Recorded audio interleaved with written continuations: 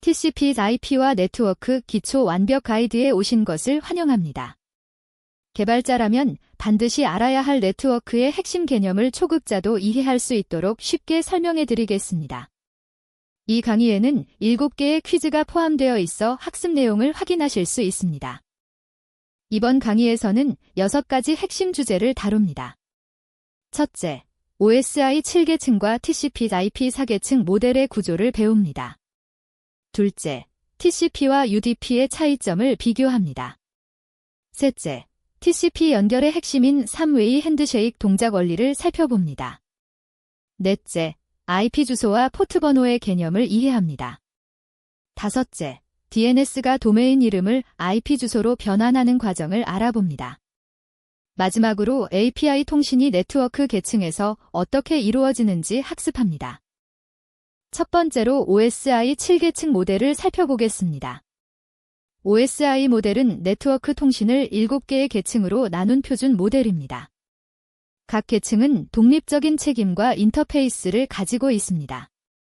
하위 계층부터 살펴보면 물리 계층, 데이터 링크 계층, 네트워크 계층, 전송 계층, 세션 계층, 표현 계층, 애플리케이션 계층으로 구성됩니다. 이렇게 계층을 분리함으로써 각 계층의 변경이 다른 계층에 영향을 주지 않아 호환성과 유지보수성이 크게 향상됩니다. 실제 인터넷에서 사용되는 TCP/IP는 4계층 모델로 구성됩니다.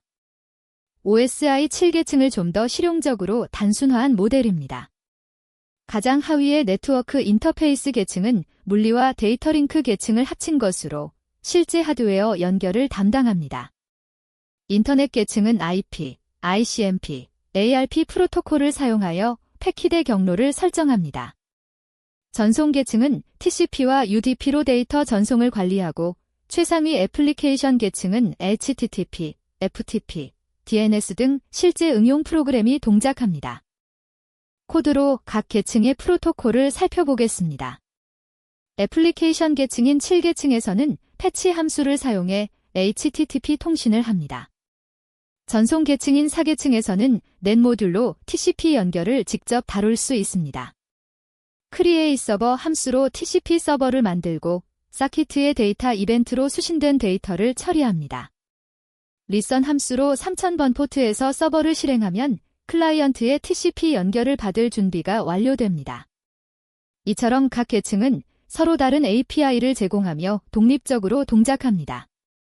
TCP 프로토콜의 주요 특징을 알아보겠습니다.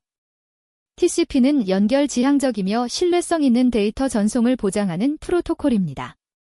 먼저 3웨이 핸드쉐이크로 연결을 설정한 후 데이터를 주고받습니다. 순서 보장과 재전송 메커니즘으로 패킷이 손실되거나 순서가 뒤바뀌어도 올바르게 복구합니다. 또한 흐름 제어와 혼잡 제어로 네트워크 상황에 맞춰 전송 속도를 조절합니다. 이러한 특성 때문에 웹 브라우징, 이메일, 파일 전송 등 신뢰성이 중요한 애플리케이션에서 TCP를 사용합니다. 반면 UDP 프로토콜은 빠르고 간단하지만 신뢰성을 보장하지 않습니다. TCP와 달리 연결 설정 과정이 없는 비연결형 프로토콜입니다. 순서 보장이나 재전송 기능도 제공하지 않아 패킷이 손실되거나 순서가 바뀔 수 있습니다. 하지만 이러한 단순함 덕분에 낮은 지연과 적은 오버헤드를 가집니다. 따라서 실시간 스트리밍, 온라인 게임, DNS 조회처럼 속도가 중요하고 약간의 데이터 손실을 감수할 수 있는 애플리케이션에 적합합니다. TCP와 UDP의 코드 구현 차이를 비교해 보겠습니다. TCP 서버는 넷 모듈의 create 서버로 만듭니다.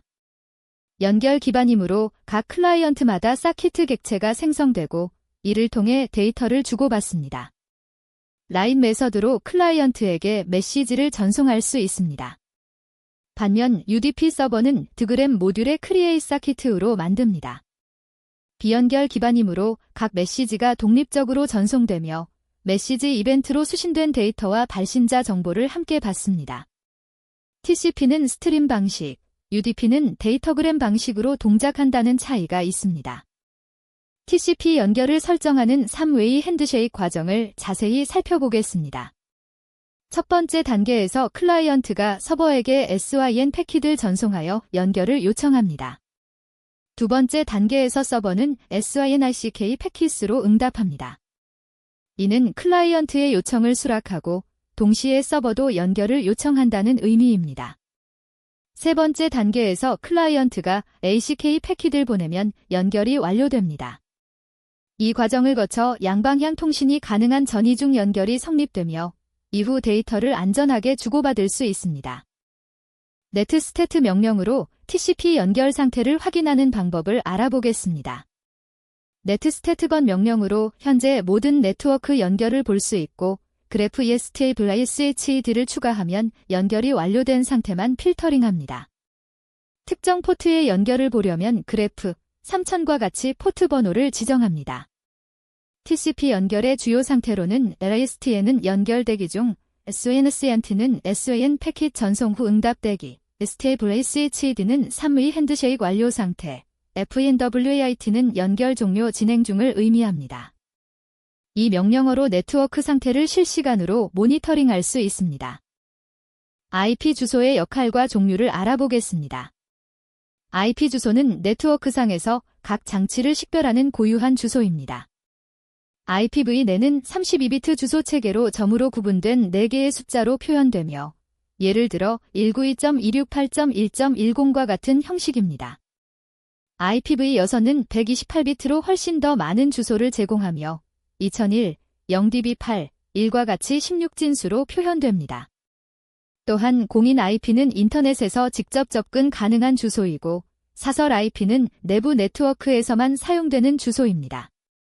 IP 주소는 라우터가 패킷을 목적지까지 전달하는 기준이 됩니다. 포트 번호의 역할을 살펴보겠습니다. 포트 번호는 한 장치 내에서 실행 중인 여러 프로세스를 구분하는 식별자입니다. 0번부터 1023번까지는 웰론 포트로 HTTP는 80번, HTTPS는 443번처럼 표준 서비스에 예약되어 있습니다.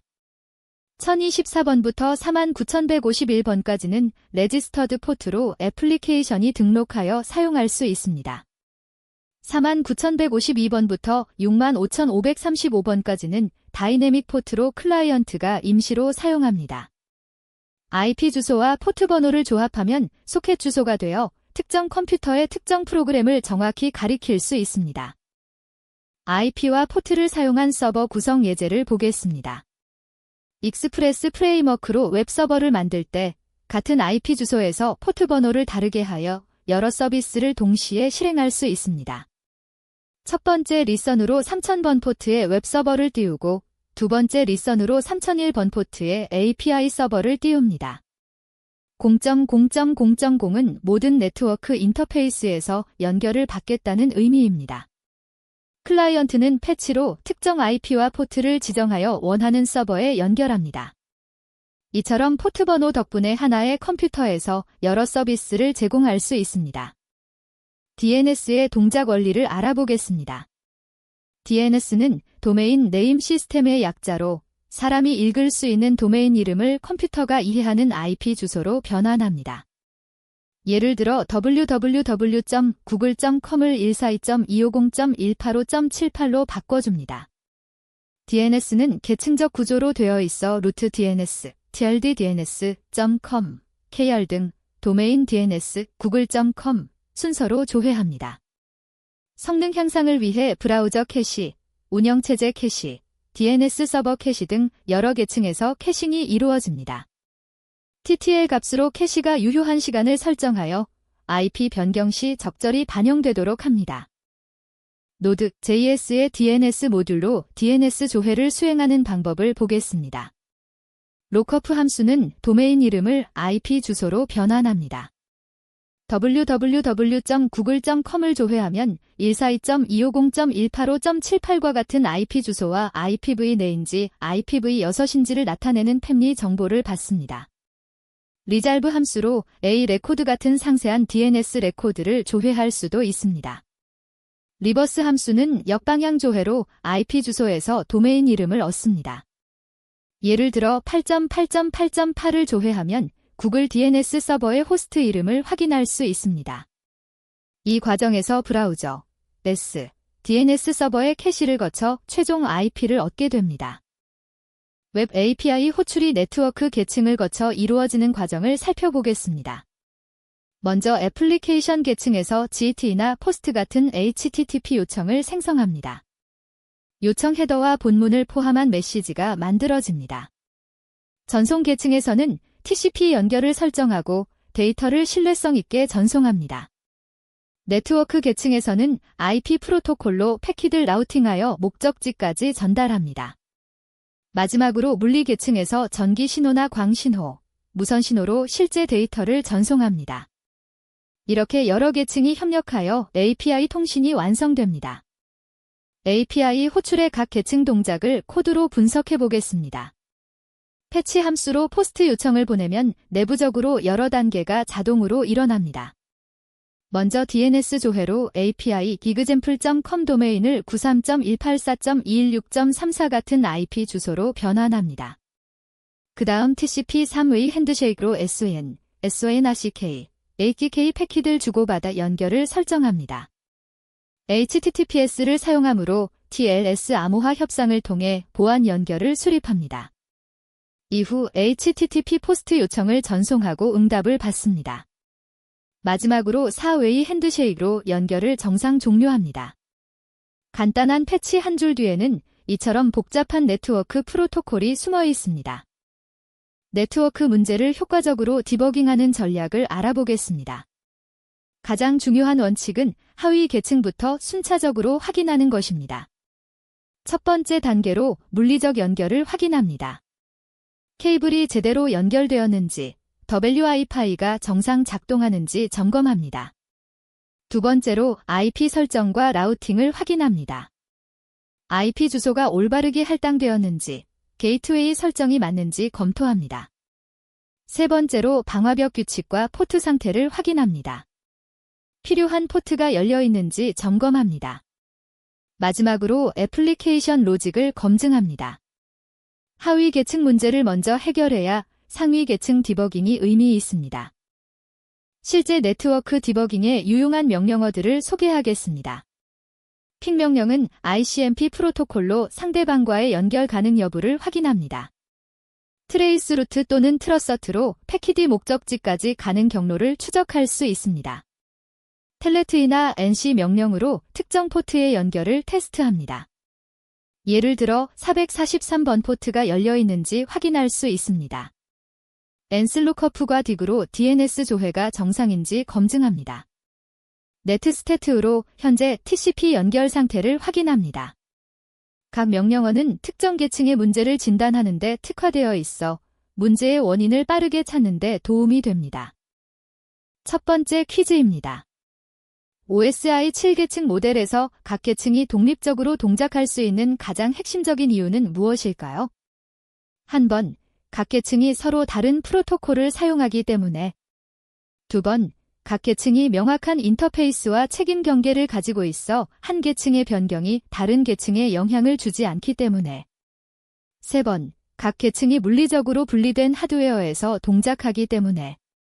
네 번, 각 계층이 서로 다른 제조사에 의해 개발되었기 때문에. 잠시 생각해 보시기 바랍니다. 정답은 2번입니다. 각 계층이 명확한 인터페이스와 책임 경계를 가지고 있어 한 계층의 변경이 다른 계층에 영향을 주지 않기 때문입니다. 계층화 아키텍처의 핵심은 각 계층이 명확한 책임과 인터페이스를 가지고 있다는 점입니다. 이를 통해 한 계층의 구현을 변경하더라도 정의된 인터페이스만 유지하면 다른 계층에 영향을 주지 않습니다. 예를 들어 물리 계층에서 유선에서 무선으로 바꾸더라도 상위 계층의 애플리케이션 코드는 수정할 필요가 없습니다.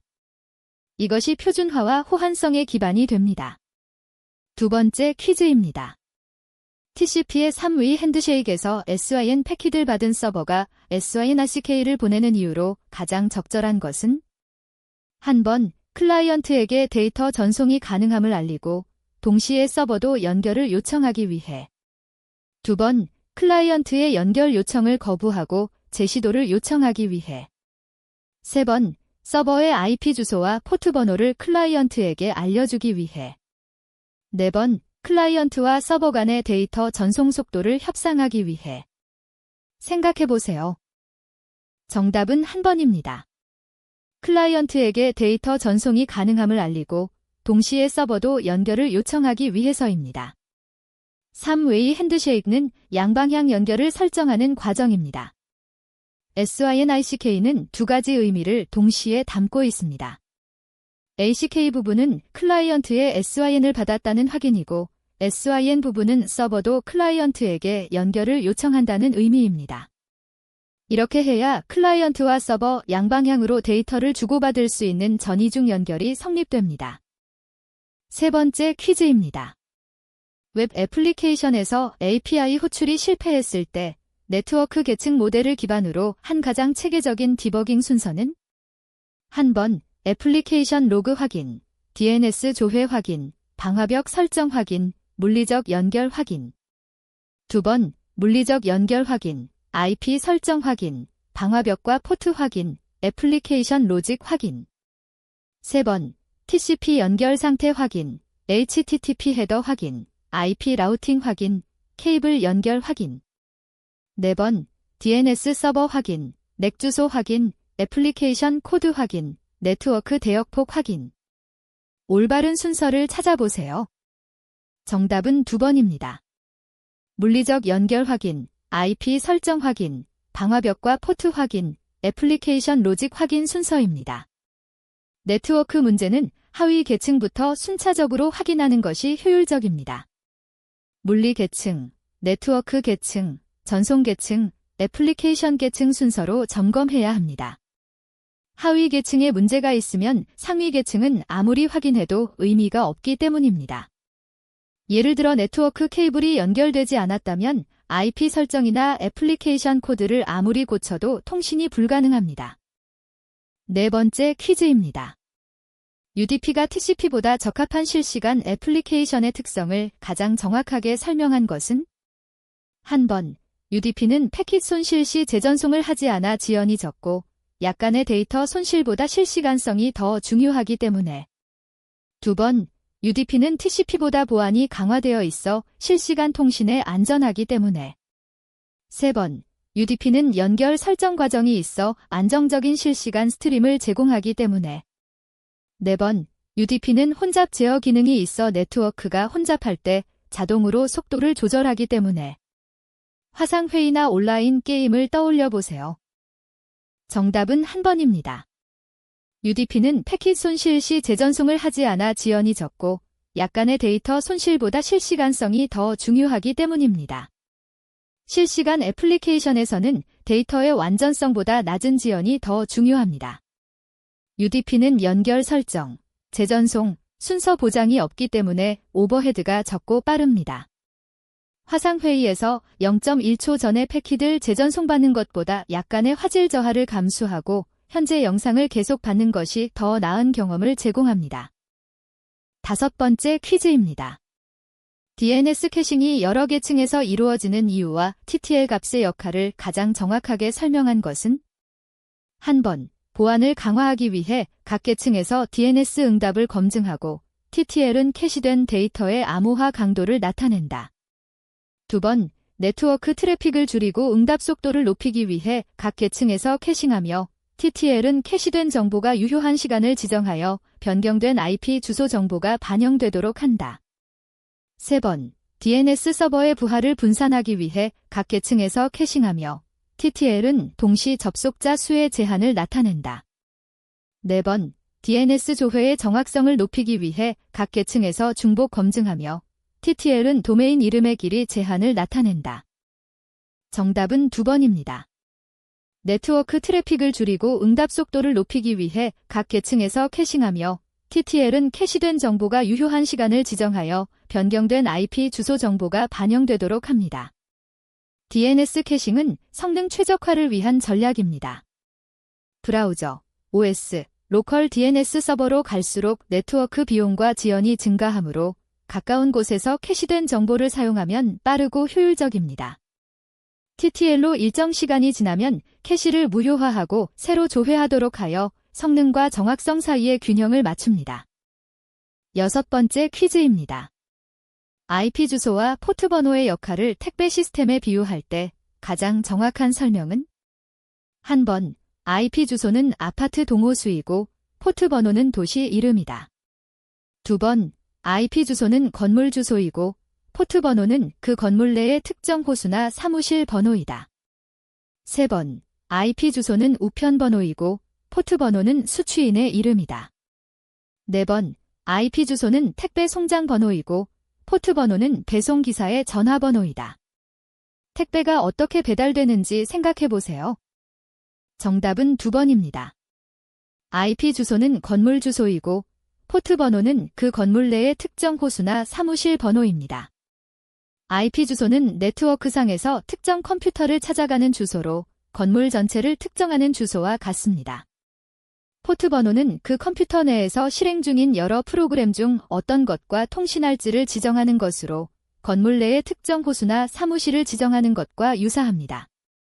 하나의 컴퓨터에서 웹서버, 데이터베이스, API 서버 등이 동시에 실행될 수 있는 것은 포트 번호로 구분되기 때문입니다. 마지막 7번째 퀴즈입니다. 웹 애플리케이션에서 HTTPS를 사용할 때 네트워크 계층 모델의 여러 계층이 협력하는 과정을 가장 정확하게 설명한 것은? 한 번, 물리 계층에서 암호화를 수행하고 애플리케이션 계층에서 라우팅을 담당한다. 2번, 애플리케이션 계층에서 암호화와 콘텐츠 처리, 전송 계층에서 신뢰성 있는 전달, 네트워크 계층에서 경로 설정, 하위 계층에서 물리적 전송을 담당한다. 3번, 전송 계층에서 모든 암호화와 데이터 처리를 수행하고 다른 계층은 단순히 데이터를 전달만 한다. 4번, 네트워크 계층에서 HTTPS 인증서를 검증하고 애플리케이션 계층에서 TCP 연결을 설정한다. 정답은 2번입니다. 애플리케이션 계층에서 암호화와 콘텐츠 처리, 전송 계층에서 신뢰성 있는 전달, 네트워크 계층에서 경로 설정, 하위 계층에서 물리적 전송을 담당합니다. HTTPS 통신은 여러 계층의 협력으로 이루어집니다. 애플리케이션 계층에서 HTTP 프로토콜로 요청과 응답을 구성하고 TLS로 암호화합니다. 전송 계층에서 TCP로 연결을 설정하고 순서를 보장합니다. 네트워크 계층에서 IP 라우팅으로 경로를 찾고 하위 계층에서 실제 신호로 전송합니다. 각 계층이 자신의 책임에 집중하면서 하나의 통신을 완성합니다. TCP/IP와 네트워크 기초 완벽 가이드를 마칩니다. OSI 7계층과 TCP/IP 4계층 모델, TCP와 UDP의 차이, 3웨이 핸드쉐이크, IP 주소와 포트, DNS, API 통신까지 네트워크의 핵심 개념을 학습하셨습니다. 이 지식은 웹 개발, 시스템 프로그래밍, 네트워크 디버깅에서 매우 유용하게 활용될 것입니다. 학습해 주셔서 감사합니다.